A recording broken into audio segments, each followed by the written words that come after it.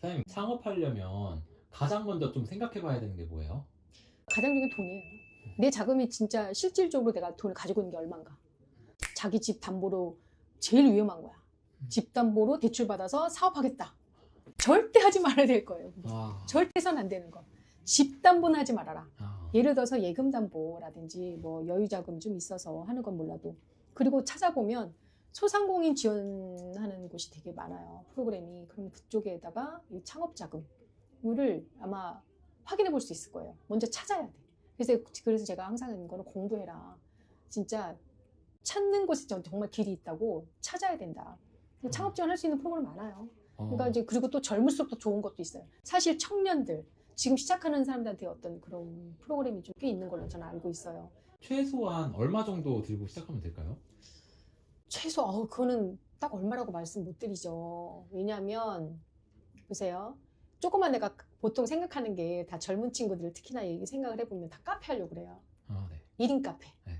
가보니까 정말 분위기도 뭐 좋아, 뭐 그냥 혼자 책도 볼 수 있어, 깨끗해, 뭐 따뜻해, 음악 흘러, 보통 그런 생각 한단 말이죠.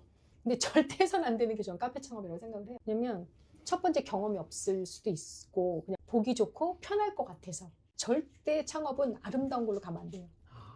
창업은 진짜 예쁘다고 어떤 멋있다고 하는 게 아니라 살아남을 브랜드를 해야 돼. 살아남을 브랜드. 이 저거 돈 잘 벌겠다. 막 손님들이 많아. 그러면 저 잘 되나 보다. 나도 정말 나도 해보고 싶다라는 건 있을 수 있잖아요. 네. 근데 겉만 보고 판단해서는 안 되죠. 그러니까 얼마다 이건 아니고 내가 자금이 얼마 있느냐가 중요하고 이 자금을 할 수 있는 게 뭔가 보는 브랜드가 있었을 거예요. 누구 말처럼 메가커피를 보고 저거 한번 알아볼까? 알아보면 돼. 전화해보면 알 수 있어. 인터넷 보면 다 나와. 창업자가 얼마 드는지. 그럼 그 예상을 사실 빗나가진 않아요. 그 대신에 그 창업 자본에 떨어지는 법은 없어. 다 플러스 알파지. 더 많이 든다. 그죠. 무조건 알파죠. 그것만 생각하면 돼요. 그런 비슷한 류의 그 본사에다 전화해서 대략 몇 평이 요하고 평소에도 다르니까 고깃집이라도 뭐 20평짜리 10평짜리 고깃집 1인 뭐 오마카세 같은 고깃집도 있을 수 있잖아요. 그런 것도 있고 정말 100평도 200평도 있는데 내가 기준이 돈이 얼마 필요 그건 알 수 없어요. 저 답을 드리는 게 이상한 거 아닐까 싶어요. 그거는 정말 사기꾼이지. 이거만 창업할 수 있어요. 그런 게 어디 있어요. 나도 좀 해주지. 한 3천만 원, 5천만 원 갖고도 시작할 할 수 있어요? 할 수 있죠. 그건 내가 어떤 규모를 할 것이고 어떤 아이템을 잡을 것이냐면 마음만 먹으면 할 수 있지 않을까 싶어요. 찾아야죠. 그런 거는. 그런 아이템 찾으면 되지. 자금 확보하는 방법이 그러면은? 내 돈 얼마, 자기 자본이 얼마큼 있냐라는 거 하고 그 다음에 어떤 뭐 대출을 어떤 걸 받을 수 있냐 찾는 거. 그 다음에 이제 창업 지원 받을 수 있는 되게 그 기관이 되게 있어요. 소상공인이라든지 중소기업청이라든지 이런 게 있으니까 그거 알아보셔야죠. 그럼 자금이 이제 어느 정도 해결이 됐다라고 한다면 그 다음 스텝으로 알아봐야 될 거는 뭐가 있을까요? 이제 아이템을 내 돈에 맞게끔 아이템 선정을 해야죠. 뭐 내 경험도 있어요. 알바한 경험도 있을 거고 여러 가지 있겠지만 그게 만약에 진짜 저 같은 경우는 식당 창업만 했으니까 그러면 식당에 관련된 그 아이템을 잡아야죠. 보통 브랜드를 예를 들어서 3개에서 정말 한 5개 정도는 찾아봐야죠. 찾아보고서 보통 식당 창업이라고 하면은 그 식당 창업에서 어떤 아이템을 가질 거냐 찾아야 돼요. 그러면 메뉴나 아이템을 선정하는 방법이 있을까요?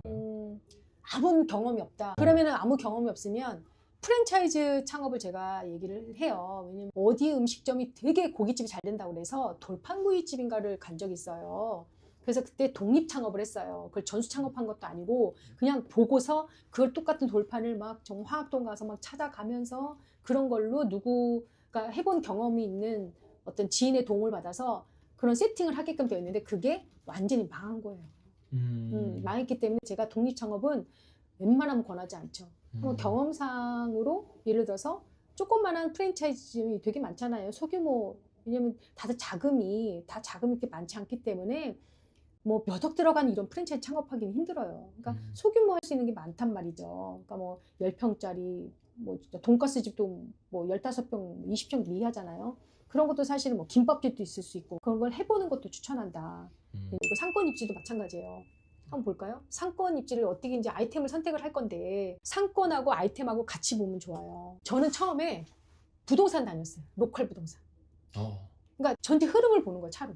그럼 어디에 그 임대 문의가 많이 붙여져 있는 게 있어요. 그 가게를 공략을 해. 임대 문의가 나온 거를 여기 괜찮은 것 같은데 차를 몇 번 돌아봐요. 그리고 그쪽에 로컬 부동산을 다녀. 로컬 부동산에서 여기 물건 혹시 이 정도 평형 찾는 게 있는데 혹시 나온 게 있나요? 라고 물어봐요. 그때 그게 시작이에요. 아이템도 아이템인데 대략적으로 내가 뭘 할 건지 나올 거 아니에요. 카페 할 거냐? 아니면 고깃집 할 거냐? 뭐 음식점인데 밥집 할 거냐? 뭐가 나올 거 아니에요. 그렇죠? 그러면 그거에 관해 근데 몇 평 정도 필요하겠다. 예상을. 나는 적어도 30평은 돼야 돼. 그럼 30평짜리 매장을 찾는 거야. 찾는데 차로 돌아서 임대문의가 붙여져 있는 거 확인하고 임대문의가 붙었다는 거는 로컬에서 안 빠진 거예요. 매매가 끝난 상황이면 안 나오잖아요. 네. 근데 임대 매매가 안 됐기 때문에 나온 거야. 그럼 그거는 말 그대로 방에서 나간 자리예요. 아니면은 정말 임대인하고 임차인하고 엄청난 이 사건이 있어가지고 빠진 경우거나 두 가지밖에 없어요. 그러면은 그걸 가지고 이제 로컬의 부동산에 가서 먼저 확인해 본 다음에 저는 이런 평이 필요한데 되겠냐 그러면 그쪽 찾아줘요. 그걸 다 이제 발로 뛰어서 그렇죠, 발로 뛰는 알 수 거죠. 있는 발로 뛰어야죠. 아. 이제 이제 뭐 인터넷 하는 것도 당연히 있지만 로컬이 가지고 있는 게 귀한 보석들이 있단 말이에요. 우리 부동산은 똑같아요. 어떤 부동산이고. 이제 거기서 이거 괜찮은 게 있다. 그러면 그때 또 뭘 물어보냐? 임대인 성향을 물어봐. 왜냐면 그 물리면 큰일 나요. 진짜 잘못 들어가면. 저는 그래서 날린 돈도 있었어요. 진짜 임대인 때문에 내가 그 자리에서 600만 원 계약금 딱 송금한 거 딱 날리고 나왔어요. 그래도 그게 오히려 나으니까. 훨씬 나아요. 그거는 또 예를 들어서 네이버 부동산에 들어가 보면 연도별로 딱딱딱 찍으면 그게 상호가 바뀐 게 딱딱 나와요. 그럼 이 자리는 이런 자리였구나. 이렇게 흘렀구나라는 게 보이죠. 그것도 굉장히 팁이네요. 이제 보니까. 그렇죠? 부동산 네이버 들어가서 연도별 딱 찍어보면 거기에 상호명이 착착착착 나와요. 사진 딱 나오죠. 그다음에 이제 내가 뭐 밥집을 할 거냐 고깃집 할 거냐 하면은 아파트의 세대수, 그다음에 오피스 상권인지 아닌지, 이게 진짜 항아리인지, 뭐 그냥 출퇴근하는 어떤 그냥 베드타운 성격인지도 봐야 되고, 그래서 이제 부동산 가서 확인해야지. 그런 거에 따라서 또 메뉴가 또 잘 맞는지 아닌지 볼 수 있겠네. 아니 다 밥집인데 거기다 밥집 할 필요 없잖아요. 다 고깃집이 너무 많아. 막 모두 막 난 쟤 이길 수 있어. 그럼 미련한 짓이에요. 승리하고 말이라, 쟁취하고 말이라 안 돼요. 그렇게 하면. 그러니까 되도록 없는 걸 하는데 여긴 이거 되겠다. 돈가스가 너무 잘 되는 매장이 있어. 근데 난 돈가스가 너무 기술이야. 난 너무 잘 돼. 너무 잘 만들어. 난 돈가스가 들어갈 거야. 그럴 필요는 없다는 거지. 그 다음에는요? 자기가 괜찮다고 확인이 됐고 여기는 뭘 들어가면 좋겠다 했으면 이제는 계약을 하는데 또 하나의 실수할 부분이 있어요. 여기서 보통은 기존에 매장을 하고 있어. 가게를 하고 있는 사람이야. 하고 있는 사람인데 내가 이걸 임대차 계약을 하려고 그래. 그럼 보통 부동산은 임대차 계약을 먼저 할 것이 아니고 새로운 임차인하고 기존의 임차인하고 권리 계약이 무조건 먼저 돼야 돼요. 무슨 말인지 모르겠어요. 너무 어려워요. 네, 좀 쉽게 한 번만 더 설명해 주세요. 그 가게가 식당이라고 예를 들게요. 거기가 보증금 5천에 예를 들어서 임대료가 200만 원이라고 해봐요. 5천에 200이라고 딱 정해져 있잖아요. 그러면 그 전에 하고 있는 사람이 나 이거 가게 넘길 건데 자기네가 권리를 붙여요. 그 뭐 바닥 권리라는 것도 있고 뭐 시설 뭐 권리라는 거를 책정을 해. 나 그 권리금 한 2천만 원만 줘요. 이렇게 얘기를 해줘.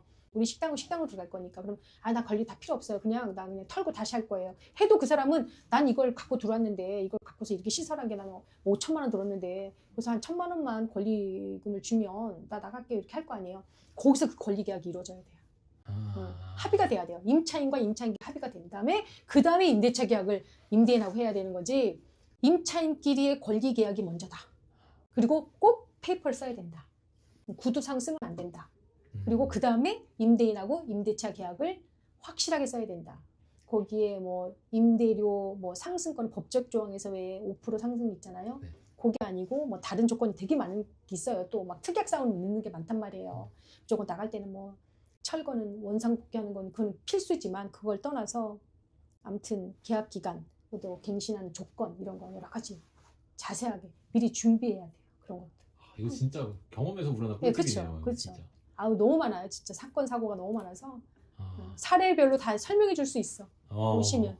그러면 계약하고 나서는요? 계약했으면 이제 메뉴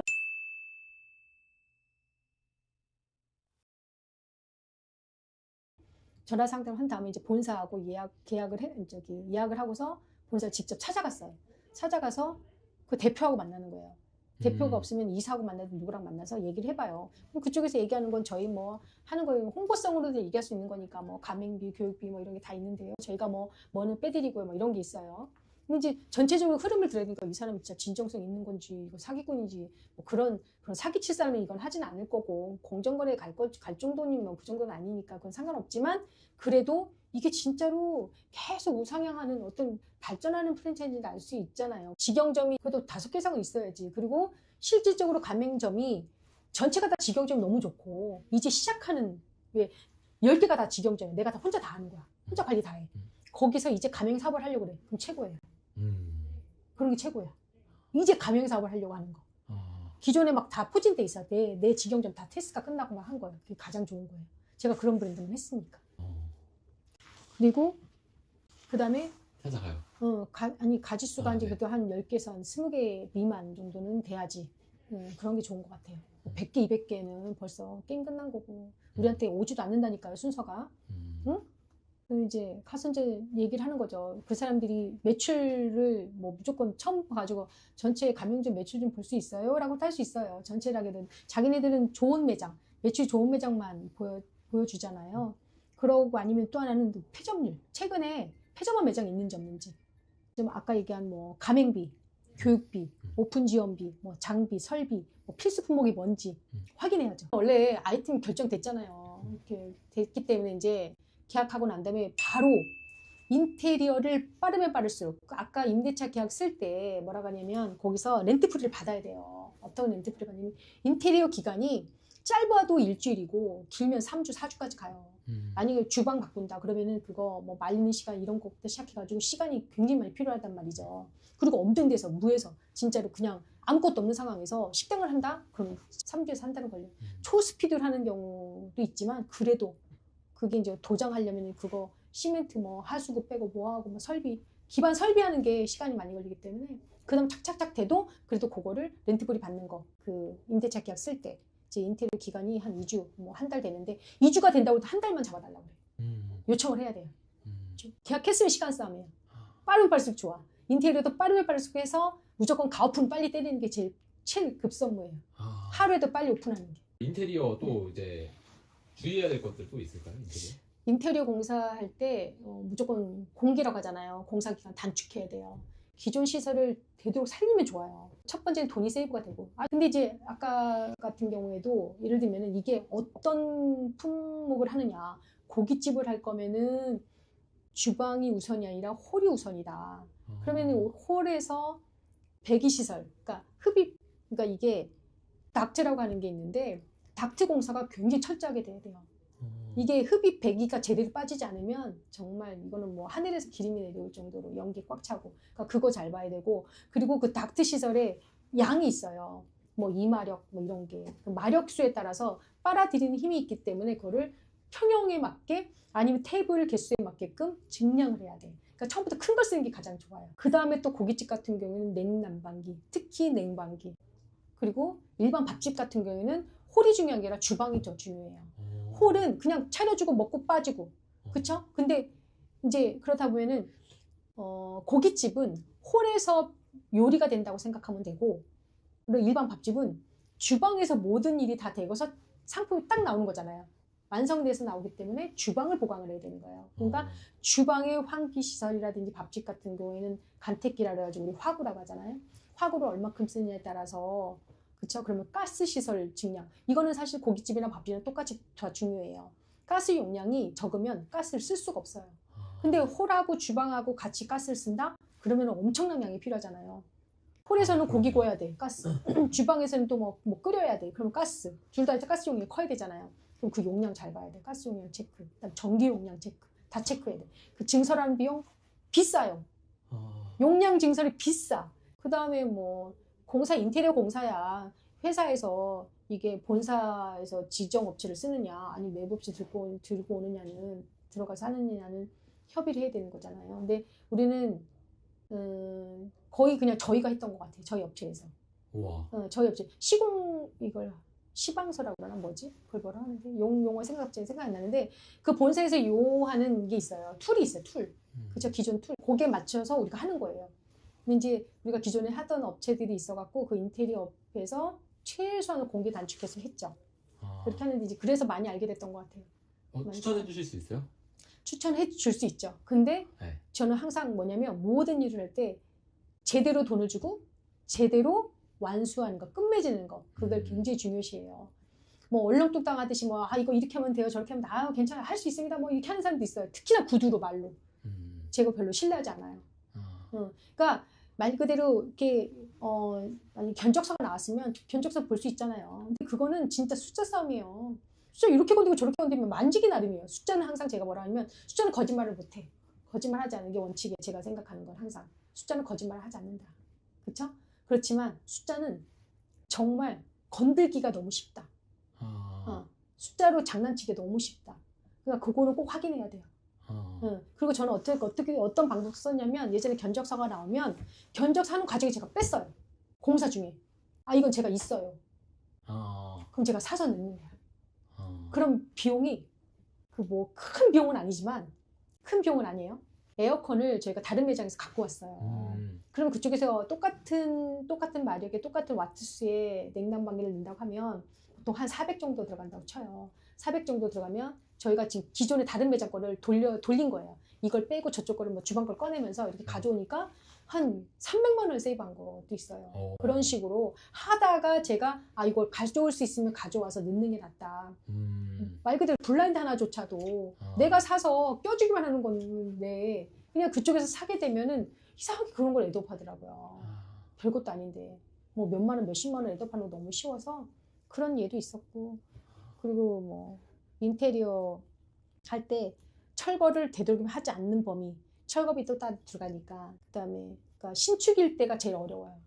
신축일 때는 다 넣어야 돼. 다. 그러면 핵심을 조금 얘기해 보면은 쓸 수 있는 건 것들을 최대한 활용한다. 가장 꿀팁이에요. 최대한 활용해라. 뭐 바 이렇게 설치하는 정도. 그렇게 목공이 뭐 그렇게 들어가는데 목공들을 한 번에 다 끝내야 되고, 전기 들어올 때 전기도 배선을 내가 어디 뺄 거라는 걸 미리, 전기 들어올 때 전기도 배선을 내가 어디 뺄 거라는 걸 미리 다 알고 있어야 돼요. 포스를 어디 설치할 거에 따라서 포스 안에 따라오는 인터넷선, 전기선, 전화선이 한 번에 다 돌아야 돼. 그럼 그 위치가 똑같이 가야 되는 걸 위치를 다 선정해 줘야 돼요. 그것도 누가? 주인이. 그러니까 인테리어 공사의 시점이 어떤 공사가 들어오는지를 알면 제가 들어가서 관여할 수 있어요. 관여해서 요청할 수 있다고요. 뭐 도배도 마찬가지고 바닥 공사할 때도 마찬가지고 공사 전체를 다 보고 있어야 돼요. 그럼 인테리어 다음에는 뭐가? 인테리어 계약하면서 공사하는 동안에 우리는 뭐를 해야 되느냐? 행정서류 준비해야 돼요. 행정서류. 그게 바로 인허가권인데, 네. 첫 번째 보건증. 보건증 만들고 영업신고증 하러 갈 때 보건증하고 위생교육 필증이 필요해요. 위생교육 필증은 그 한국외식업중앙회 거기서 위생교육을 받아야 돼요. 그래서 필증을 받아가지고 신분증하고 임대차 계약서, 위생교육 필증, 보건증 4가지를 가지고 보건소에 가서 영업신고를 해요. 그럼 영업신고증이 나와. 그럼 영업신고증을 가지고 이제 관할 세무서에 가서 사업자 등록을 내야 돼요. 그때도 사실은 그 임대차 계약서가 필요해요. 임대차 계약서. 그러니까 그런 절차를 요 기간 동안 다 해놔야 돼요. 그러면서 그게 사업자 등록증이 나와야 모든 또 계약을 해요. 프랜차이즈 계약권도 프랜차이즈 계약할 때 거기에 들어가는 뭐 포스라든지 또 뭐 인터넷 신청하는 거, 전화 신청하는 거, 여러 가지 전부 다 사업자 등록증으로 뭐 통장 개설하는 거까지 전부 다 사업자 등록증이 있어야 그걸 나중에 세금적인 것도 문제 해결할 수 있기 때문에 다 사업자 등록 번호가 나오는 상황에서 해야죠. 그런 과정에 또 이제 또 뭐를 또 공고를 내야 되냐면 직원을 뽑아놔야 돼. 알바도 무조건 확보해놔요. 왜냐면 펑크 내는 확률이 거의 80%는 다 펑크예요. 미리 사람을 뽑아놔도, 그러니까 공고를 현수막을 걸 거예요. 공사하는 동안에 바깥에다가 오픈 예정입니다 라고 크게 써붙이고, 거기다가 이제 직원 모집까지 뭐 홀 직원 몇 명, 주방 몇 명 딱 뽑아내면 계속 면접 보면서 뽑아놔요. 인원을 최대한 확보해야 돼. 만약 주방 3명, 홀 3명 해도 저는 6명씩 뽑아놔요. 항상 펑크 나요. 그냥 뽑아놓고. 그 다음에 초도 물량도 다 체크업해서 테이블 수 몇 명이 확인됐잖아요. 그러니까 만약에 우리는 요거 35평이다, 50평이면 테이블이 몇 개가 깔지 나온단 말이죠. 벌써 이미 다 정해진 거예요. 그러면 테이블 수하고 의자 수 확인해서 그거에 맞춰서 식기류가 보통 한 2.5배 정도로 확정을 해요. 밥그릇이나 수저수라든지 수저 이런 거를 거의 한 2.5배로 개수를 확보를 해놔야 돼요. 왜냐면 회전 돌려야 되니까. 그렇게 해놓고서 이제 그런 초도 물량, 그 다음에 이제 본사에서의 또 판매 물량이 또 있단 말이죠. 그쵸? 원자재 같은 거. 그런 거 다, 요 사이에 다 해놔야 되는 거예요. 그리고 이제 바깥에는 또 돈이 많이 들어가는 게 사실은 간판이 제일 많이 들어가요. 제가 그때 간판이 뭐 어떤 간판 할 거냐, 뭐 돌출 간판 할 거냐, 뭐 플렉스 할 거냐. 근데 요즘 플렉스 하지 않지만 이게 전면 돌출, 실내 사인몰, 실내에 붙일 거, 바깥에 붙일 거 이런 거 다 이제 바깥에는 그렇게 해야 되는 거고. 간판은 비용이 얼마나 들어가요 보통? 간판은 제가 견적서를 보니까 예전에 그런 거 아까 사인몰 같은 거 다 포함해가지고 한 6, 700 들어갔던 것 같아요. 그것도 싸게 할 수 있는 방법 찾아야죠. 그러니까 이제 진짜 아는 지인 통해서 막 하든. 그리고 나서 이제 가오픈을 하게 되면 오픈했을 때 엉망진창일 거예요. 그럴 수밖에 없구나. 그쵸. 아니 손발이 맞아야. 손발이 뭐야. 지금 전부 다 새로 가스 켜고 뭐 하는 건데 가스 분명히 문제 생기고요. 전기 무조건 문제 생기고요. 다 생겨요. 그거를 3, 4일 안에 먼저 해결해야 돼요. 가오픈 하는 동안에 전기도 나가는 경우도 있으니까 깜깜한 데서 밥 먹는 경우도 있었어요. 저희는 촛불 켰었어. 근데 왜냐면 아니 고깃집이니까 보세요. 고깃집인데 갑자기 전기가 한쪽이 쫙 나간 거예요. 암흑이야. 근데 그때가 또 일요일이야. 누가 와줄 수 있는 사람이 없어. 앞에 막 주변 동네를 막 뛰면서 전기 설비 업체를 다 잡았는데도 불구하고 안 되는 거야. 그래서 막 초를 사다가 테이블마다 촛불을 켜고 진짜 최악의 상황. 근데 또 그때 중요한 손님들이 왔어요. 기관에서 우리 아는 지인이 내놓으라는 분들이 오셨었어. 얼마나 창피해. 창피한 정도가 아니라 나중에 손님 중에 한 분이 전기를 만지시는 분이 들어가가지고 이거를 그 배전판이라고 알죠? 주방 안쪽에 있어요. 배전판이. 주방 안쪽에 설치를 하는데 배전판을 만져가지고 그 불을 켤 수도 있어요. 별의별이 다 있어요. 막 물건 제대로 못 나가고 음식 제대로 안 되고 이거를 가오픈 때 다 확인하는 거예요. 그리고 이제 오픈 진짜 했어.